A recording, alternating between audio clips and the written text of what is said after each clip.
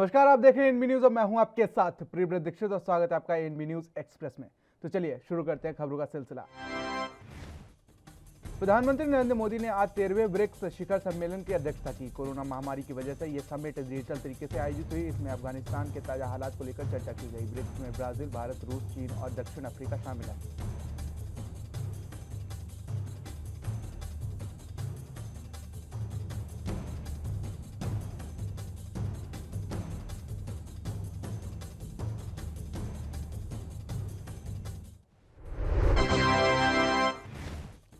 प्रधानमंत्री मोदी ने कहा कि यह पहली बार हुआ है कि ब्रिक्स ने बहुपक्षीय प्रणाली की मजबूती और सुधार के लिए साझा पोजीशन ली। हमने BRICS counter terrorism action plan भी अडॉप्ट किया है। साथ ही कहा कि ब्रिक्स ने new development bank, energy research corporation जैसे प्लेटफॉर्म शुरू किए हैं। गर्व करने की बात है कि हमारे पास बहुत कुछ है। यह भी जरूरी है कि हम असंतुष्ट ना हो। हमें यह निश्चित करना है कि ब्रिक्स अगले 15 सालों के लिए उपयोगी हो।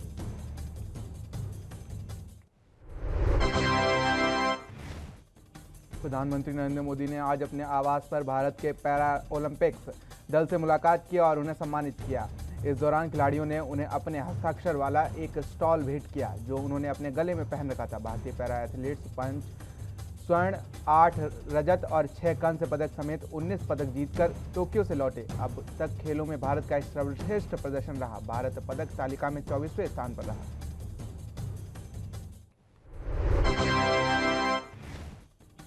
इस बार का दीपोत्सव रामनगरी के लिए एक बहुत खास होने जा रहा है। इसमें राम मंदिर निर्माण की खुशी तो है ही है, साथ ही प्रधानमंत्री नरेंद्र मोदी भी शामिल होने की संभावना जताई जा रही है। प्रशासनिक हल्के में भी माना जा रहा है कि राम मंदिर के भूमि पूजन के दौरान प्रधानमंत्री के हाथों प्रस्तावित हजारों करोड़ की योजनाओं का शिलान्यास और लोकार्पण का कार्य दीपोत्सव में हो सकता है।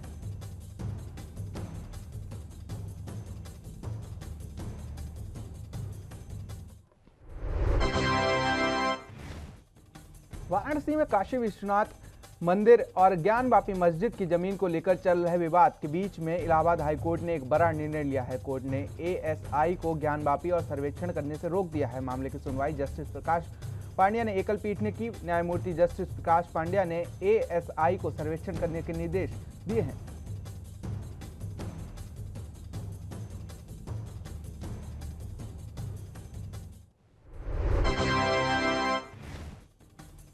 राजस्थान के जालौर में राष्ट्रीय राजमार्ग और इमरजेंसी फील्ड लर्निंग का उद्घाटन हुआ, जिसमें मुख्य रूप से रक्षा मंत्री राजनाथ सिंह, सड़क परिवहन मंत्री Nitin Gadkari, air chief marshal RKS Bhadauria और chief staff defence staff general Vipin Rawat मौजूद रहे। भारत पाक बॉर्डर पर बाड़मेर जालौर जिले की सीमा पर अगड़ावा में बन रहे देश के पहले इमरजेंसी एयर स्ट्रिप का आज उद्घाटन हुआ। कार्यक्रम में दौरान नितिन गडकरी ने कहा कि यह देश का सबसे बेहतर एयर स्ट्रिप है।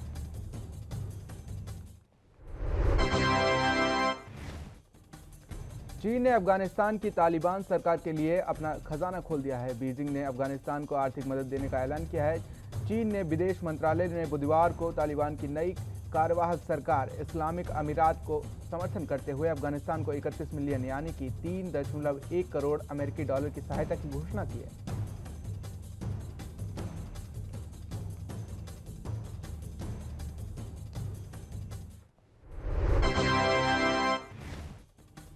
तालिबान के कब्जे के बाद अफगानिस्तान में मौजूदा हालात बेहद ही खराब हैं। अफगानिस्तान में तालिबान की सरकार आने के बाद हालात बदले हैं। अमेरिका में 9/11 की 20वीं वर्षी से पहले अमेरिका की ओर से एक बड़ी आशंका जताई गई है। अमेरिका ने कहा कि अफगानिस्तान में बदलते हालात के बीच 20 साल बाद आतंकी संगठन अल-कायदा दोबारा वहां वापसी कर सकता है।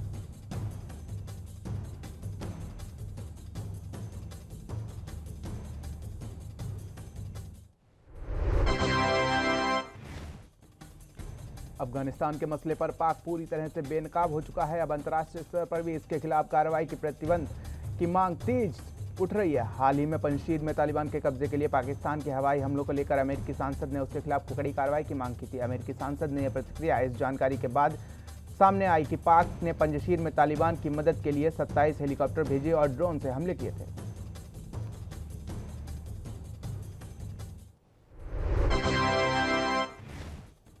अफगानिस्तान में अपनी नई सत्ता को बनाने के बाद एक नए तालिबानी युग की शुरुआत हो गई है, जिसकी क्रूरता और दहशतगर्दी के लिए तालिबान जाना जाता है। एक वैसा ही सच अब दुनिया के सामने आने लगा है। तालिबान द्वारा पीटे जाने के बाद लगी चोटों को दिखाते हुए पत्रकार की परेशान करने वाली फोटो को कट्टरपंथी इस्लामिक समूह के पर वैश्विक चिंताओं को एक बार फिर रेखांकित किया है। साथ ही तालिबान की ओर से सरकार बनाने की दिशा में मानवाधिकारों की रक्षा करने के लिए प्रेस की स्वतंत्रता की गारंटी देने के वादे भी झूठे नजर आ रहे हैं।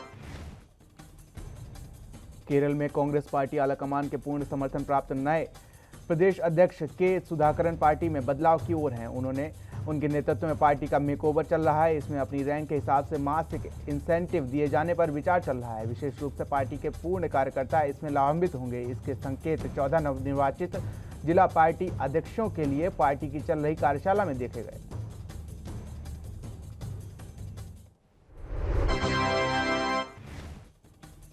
केंद्र सरकार किसानों के हित के लिए एमएसपी की बढ़ोतरी कर रही है, उसके बाद भी किसान नेता राकेश टिकैत उसे बड़ा मजाक बता रहे हैं। कृषि कानून के बारे में जानकारी देते हुए वो केंद्र सरकार पर आरोप लगाते रहे। उनका कहना है कि किसी भी सरकार ने किसानों के साथ आर्थिक न्याय नहीं किया। यदि किसानों को प्रोत्साहित करना है तो उनकी फसलों के लिए असली कीमत देनी होगी।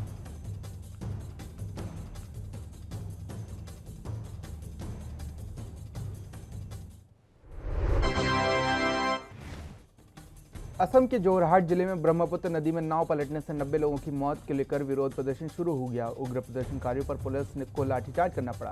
सीएम हेमंत विश्व शर्मा ने दौरे से पहले मामूली पहुंचे बिजली मंत्रालय बोरा को आंदोलनकारी छात्रों ने घेर लिया। उग्र प्रदर्शनकारियों को काबू में करने के लिए पुलिस को लाठियां चलानी पड़ी।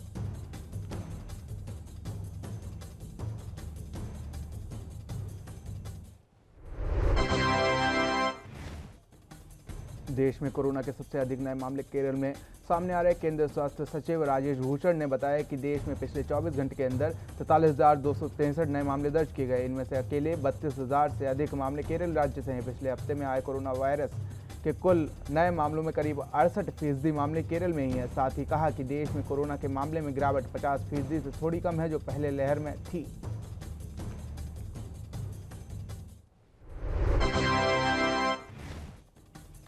केंद्र सरकार जल्द ही देश में 4 नए हवाई अड्डों की आधारशिला रखने की तैयारी में है। केंद्रीय नागरिक उड्डयन मंत्री ज्योतिरादित्य सिंधिया ने इसकी जानकारी दी। उन्होंने देश के नागरिक उड्डयन क्षेत्र के लिए 100 दिवसीय योजना की घोषणा की। इसमें नीतिगत उपाय और हवाई अड्डों के विकास के साथ साथ हेलीपोर्ट भी शामिल है। नागरिक उड्डयन मंत्री ने कहा कि जल्द ही इस योजना को लागू कर दिया जाएगा।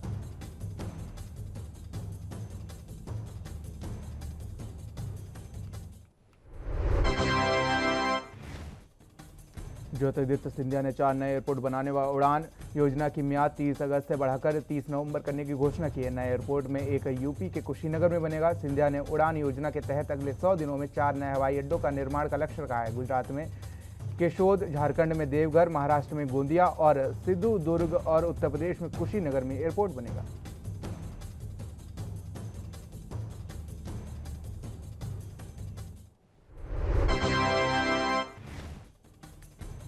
हरियाणा में गन्ना किसानों के लिए सरकार ने एक बड़े तोहफे का ऐलान किया है। सरकार ने गन्ने के दामों में 12 रुपए की बढ़ोतरी की है। हरियाणा के कृषि मंत्री जेपी दलाल ने कहा कि पिछले 4 सालों में पंजाब में गन्ने का भाव 310 रुपए प्रति क्विंटल है। चूंकि चुनाव नजदीक है, इसलिए उन्होंने इसे बढ़ाकर 360 रुपए प्रति क्विंटल कर दिया है। वहीं हरियाणा के गन्ने का भाव 350 रुपए प्रति क्विंटल था, जो अब बढ़कर 362 रुपए प्रति क्विंटल हो गया है, जो देश में सबसे ज्यादा है।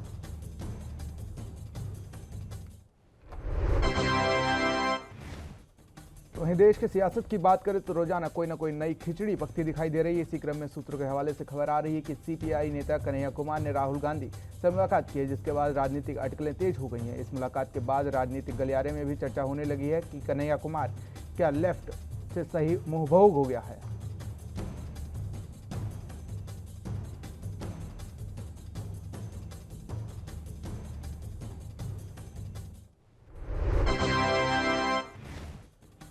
एआईएमआईएम के राष्ट्रीय अध्यक्ष असदुद्दीन ओवैसी ने कहा कि सपा, बसपा व कांग्रेस पर उन्नति का प्रहार किया है। उन्होंने कहा कि तीनों पार्टियां सिर्फ मुसलमानों का वोट ले लेना चाहती है, पर मुसलमानों ने कभी उन पर हुए अत्याचार का विरोध नहीं किया। साथ ही उन्होंने कहा कि मुसलमानों को अब जागरूक होना चाहिए और किसी के पीछे चलने के बजाय खुद को नेता के रूप में स्थापित करने की कोशिश करनी चाहिए।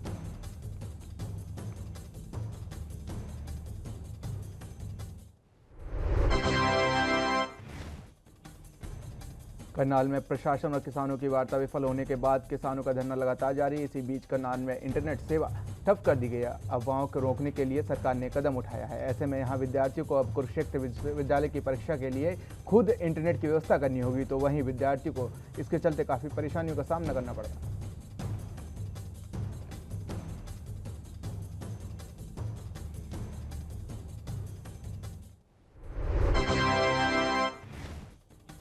यूपी में गणेश चतुर्थी को लेकर गाइडलाइन जारी कर दी गई। सीएम योगी आदित्यनाथ ने कहा कि गणेश चतुर्थी पर सार्वजनिक स्थानों पर भीड़ न होने दी जाए। कोरोना प्रोटोकॉल का पालन करते हुए लोगों को त्यौहार मनाने का निर्देश दिया है। गणेश चतुर्थी पर सार्वजनिक स्थानों पर गणेश प्रतिमाएं नहीं स्थापित की जा सकेंगी। लोग घरों और मंदिरों में प्रतिमा स्थापित कर पूजन कर सकेंगे।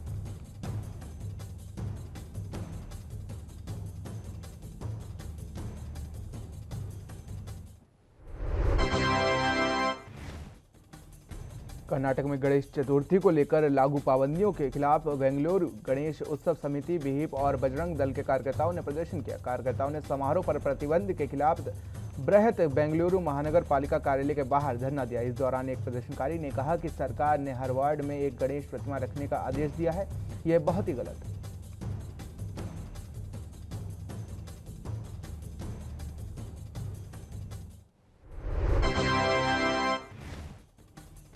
केंद्र सरकार ने रिटायर्ड कर्मियों को वित्तीय लाभ देने की घोषणा की है। इसमें वो कर्मचारी शामिल हैं जो 1 जनवरी 2020 और 30 जून 2021 के बीच रिटायर हुए हैं। इन कर्मियों की ग्रेच्युटी और आर्जित अवकाश का भुगतान, जो कि सेवा काल पूरा होने के बाद एक बार ही मिलता था, सरकार ने उसे सहानुभूतिपूर्ण नज़र से देखते हुए निर्णय लिया है कि इन लाभों को गणना गुना बढ़े हुए डीए के अनुसार किया जाएगा।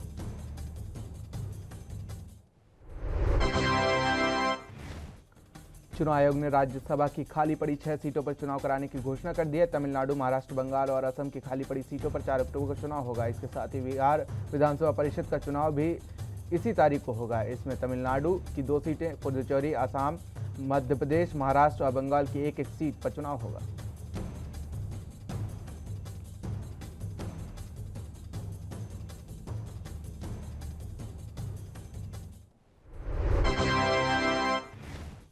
महाराष्ट्र सदन घोटाले में राज्य मंत्री छगन भुजबल को बड़ी राहत मिली है। घोटाले के आरोप झेल रहे छगन भुजबल और उनके परिवार के सदस्यों को मुंबई सेशन कोर्ट ने बरी कर दिया है। कोर्ट ने गुरुवार को फैसला सुनाते हुए इस घोटाले से मुक्त कर दिया है।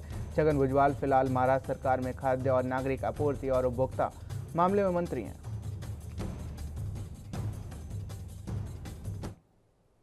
और यहाँ रुकेंगे छोटे से ब्रेक के लिए। ब्रेक के बाद भी खबरें जारी हैं।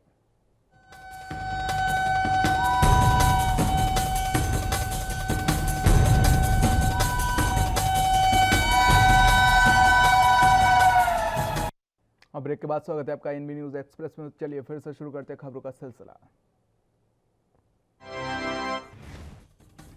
देश में गन्ने का सर्वाधिक भाव हरियाणा में दिया जा रहा है। इस बार भी मुख्यमंत्री मनोहर लाल ने प्रदेश में किसानों के गन्ने का भाव 12 रुपए की बढ़ोतरी कर 362 रुपए प्रति क्विंटल देने का निर्णय लिया है, जो कि न केवल पंजाब से अधिक है बल्कि पूरे देश में सर्वाधिक है। यह जानकारी हरियाणा के कृषि और किसान कल्याण मंत्री जेपी दलाल ने गन्ना नियंत्रण बोर्ड की बैठक के बाद दी।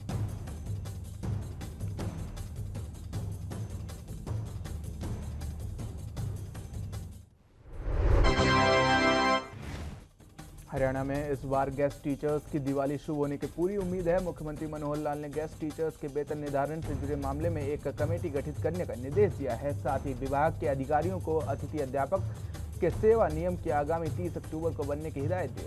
मुख्यमंत्री ने गेस्ट टीचर्स का सभी जायज मांगों पर विचार करने का आश्वासन दिया है।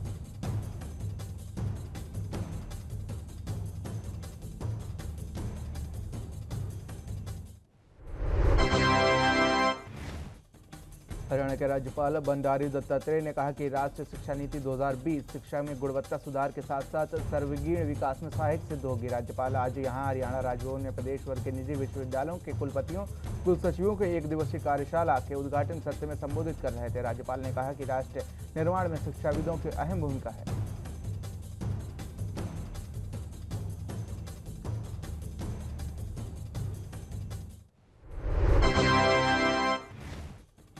हरियाणा के मुख्यमंत्री मनोहर लाल खट्टर ने बाबा खेतानाथ राजकीय आयुर्वेदिक कॉलेज और अस्पताल नारनौल के bachelor of Ayurvedic medicine and surgery के 100 सीटों के साथ शुरू करने के लिए अनिवार्यता प्रमाण पत्र या अनपत्ति प्रमाण पत्र जारी करने हेतु स्वीकृति प्रदान कर दी है। कॉलेज के प्रबंधन ने एनओसी जारी करने के लिए अनुरोध किया था।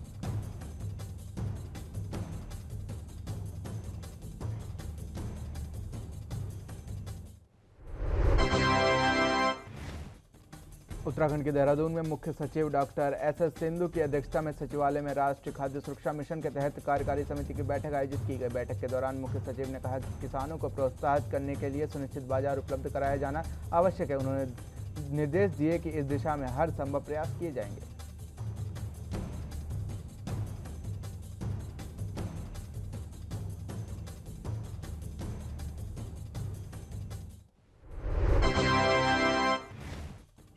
बॉम्बे हाईकोर्ट ने कंगना रनौत द्वारा दायर की गई याचिका को आज खारिज कर दिया है। कंगना ने बॉम्बे हाईकोर्ट में जावेद अख्तर द्वारा दायर आपराधिक मानहानि मामले में रद्द करने के लिए याचिका दी थी, जिसे हाईकोर्ट ने खारिज कर दिया है और कंगना को बड़ा झटका लगा है। कंगना की खारिज करते हुए याचिका को कोर्ट ने कहा कि दायर अवमानना केस रद्द नहीं होगा।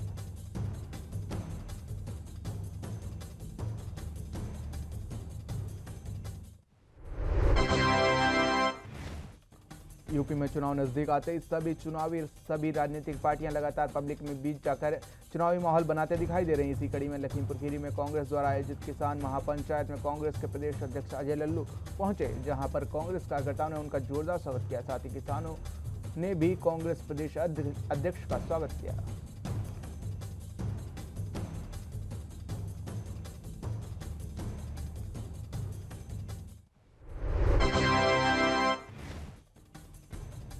नैनीताल में 11 सितंबर से 13 सितंबर तक नंदा देवी महोत्सव चलेगा। 11 सितंबर को महोत्सव का शुभारंभ होगा और 12 सितंबर को मूर्ति निर्माण के लिए दल कदली वृक्ष लेने के लिए ज्वालीकोट के लिए प्रस्थान करेगा। 13 सितंबर को मंदिर प्रांगण में नंदा सुंदा की मूर्ति निर्माण की जाएगी। 14 सितंबर को ब्रह्म मुहूर्त में प्राण प्रतिष्ठा के बाद मां नंदा सुंदा देवी की मूर्तियों को श्रद्धालुओं के लिए दर्शनों के लिए खोल दिया जाएगा। उत्तराखंड के नैनीताल हाईकोर्ट ने रोडवेज कर्मचारियों के वेतन भुगतान परिसंपत्तियों के बंटवारे को लेकर केंद्र सरकार से उत्तराखंड व उत्तर प्रदेश के मुख्य सचिवों को 15 सितंबर को बैठक बुलाने को कहा है। साथ ही बैठक का नतीजा कोर्ट के समक्ष प्रस्तुत करने के निर्देश दिए। इस दौरान सरकार ने शपथ पत्र पेश करते हुए बताया कि रोडवेज कर्मचारियों को जून तक का वेतन दे दिया है।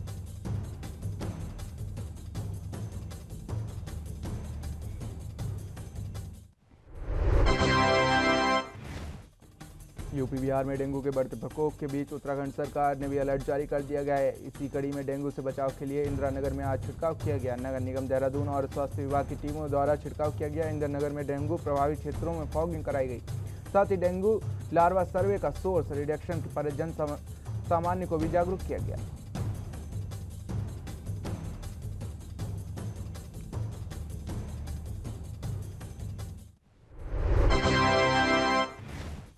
हरियाणा के चरखी दादरी में भारतीय मजदूर संघ के महंगाई के विरोध में प्रदर्शन किया गया। भारतीय मजदूर संघ ने दादरी में रोज गार्डन पार्क में इकट्ठा होकर सरकार द्वारा लगातार बढ़ाई जा रही कीमतों के खिलाफ अपना विरोध प्रदर्शन किया। साथ ही आपको बता दें कि इसके बाद लघु सचिवालय परिसर में सीटीएम आशीष मान को प्रधानमंत्री के नाम ज्ञापन सौंपा और महंगाई कम करने की मांग की है।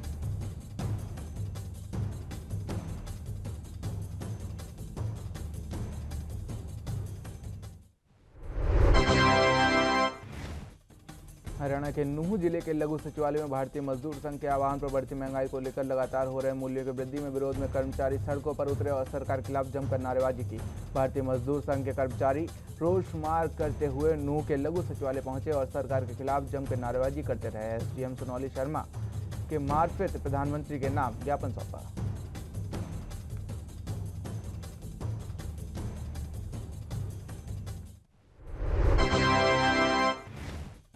हरियाणा के जिला गोहला चिका में महिलाओं का आरोप है कि कुछ शरारती तत्वों ने एक योजना के तहत षड्यंत्र रचकर उन्हें बदनाम करने की कोशिश की है। अनाप शनाप शिकायतों कर महिलाओं को परेशान किया जा रहा है। उन्होंने कहा कि इतना ही नहीं, उक्त मामले की जो प्रशासन द्वारा जांच की गई वह भी निष्पक्ष नहीं की गई। महिलाओं ने अपने ऊपर लगे 1.5 करोड़ के घोटाले को बेबुनियादी बताया है।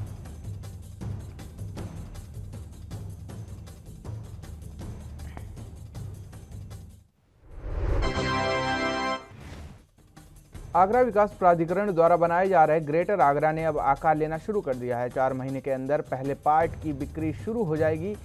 एडीएवीसी राजेंद्र पोसिया ने बताया कि पहले आओ पहले पाओ की तर्ज पर ई ऑप्शन सॉफ्टवेयर के जरिए न्यूनतम मूल्य पर बिक्री शुरू की जाएगी। आने वाले सोमवार और मंगलवार को अधिकारियों के साथ बैठक और भ्रमण कर पहले चरण का काम फाइनल कर लिया जाएगा।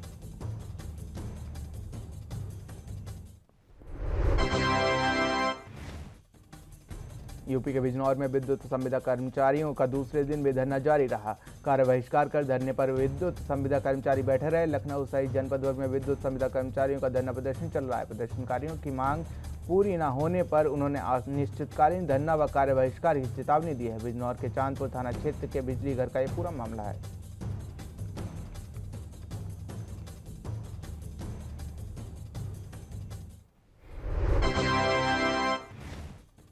हरियाणा के अंबाला में नौकरी लगवाने के नाम पर धोखाधड़ी करने के आरोप में एक आप नेता और उसके पति के खिलाफ मामला दर्ज कर लिया गया है।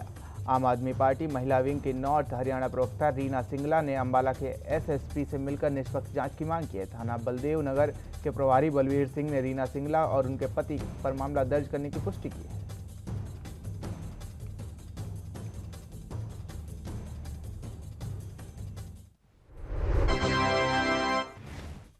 यूपी के आगरा में पुलिस और खाद्य विभाग ने संयुक्त रूप से नकली रिफाइंड बनाने का खुलासा किया है। इस पूरे मामले में 4 लोगों को गिरफ्तार कर लिया गया। साथ ही 30 रिफाइंड और 5 तेल से भरे हुए टीन के पीपे भी बरामद कर लिए गए हैं। इसके अलावा 99 टीन के डिब्बे के साथ स्टिकर, रैपर, ढक्कन बरामद कर लिए गए। नकली तेल बनाकर नामी कंपनियों के रैपर में चिपकाकर बेचा जाता था तेल।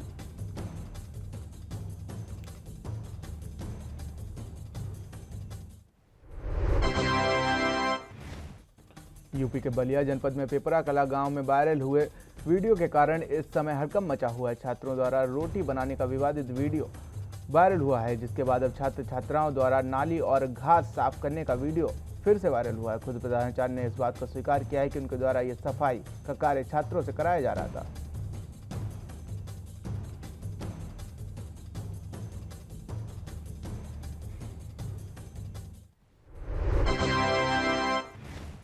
यूपी के हमीरपुर में एक पटाखा फैक्ट्री में जबरदस्त विस्फोट हुआ है। विस्फोट होने से पटाखा फैक्ट्री धराशायी हो गई। फैक्ट्री में हुए भयंकर विस्फोट से 2 व्यक्ति घायल बताए जा रहे हैं। घायलों को इलाज के लिए जिला अस्पताल में भेजा गया है। विस्फोट की पूरी घटना सदर कोतवाली क्षेत्र के मेरापुर की बताई जा रही है।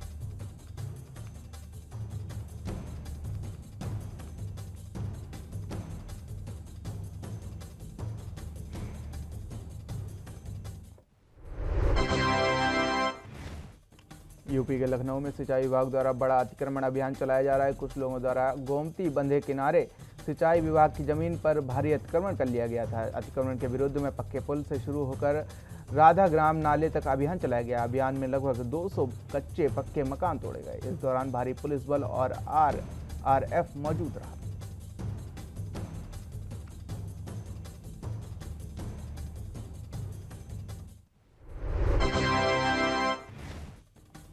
हिमालय दिवस के अवसर पर ऋषिकेश में एक स्कूल में आयोजित कार्यक्रम के दौरान छात्रों ने हिमालय और गंगा को बचाने की शपथ ली। इस मौके पर लोगों को भी जागरूक करने के लिए संकल्प छात्रों ने लिया। छात्रों ने हिमालय और गंगा के विषय में जानकारी देकर जागरूक किया गया। सभी को हिमालय को बचाने के लिए जिम्मेदारी की शपथ दी गई।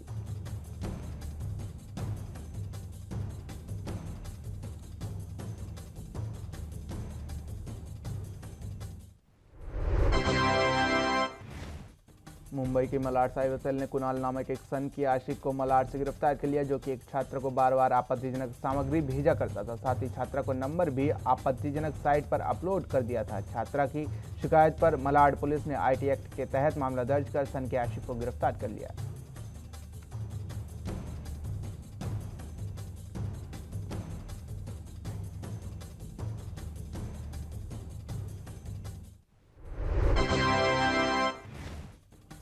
एआईएमआईएम प्रमुख असदुद्दीन ओवैसी ने बाराबंकी में कहा कि हम केवल 2022 की यूपी विधानसभा चुनाव की तैयारी नहीं कर रहे हैं, हम उत्तर प्रदेश में एक मजबूत पार्टी के तौर पर उभर कर सामने आएंगे। 2014 के मॉब लिंचिंग के नाम पर केवल मुसलमानों को मारा जा रहा है। मोदी सरकार द्वारा बनाए गए ट्रिपल तलाक कानून पर ओवैसी ने निशाना साधा।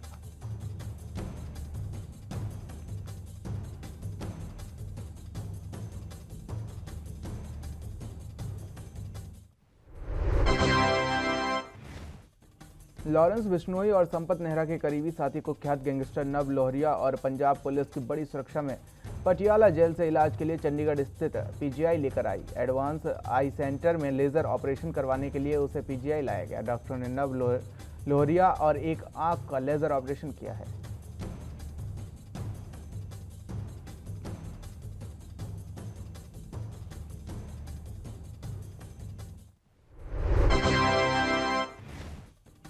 यूपी के लखनऊ में जल निगम संघर्ष समिति द्वारा जोरदार प्रदर्शन किया गया। आपको बता दें कि हजारों की संख्या में कर्मचारी जल निगम मुख्यालय में जमा हुआ और पेंशन, वेतन, महंगाई भत्ता समेत कई मांगों को लेकर प्रदर्शन किया। पूरे प्रदेश में जल निगम के कर्मचारी और सेवानिवृत्त कर्मचारी इस प्रदर्शन में शामिल हुए। कर्मचारियों ने सरकार पर अनदेखी का भी आरोप लगाया।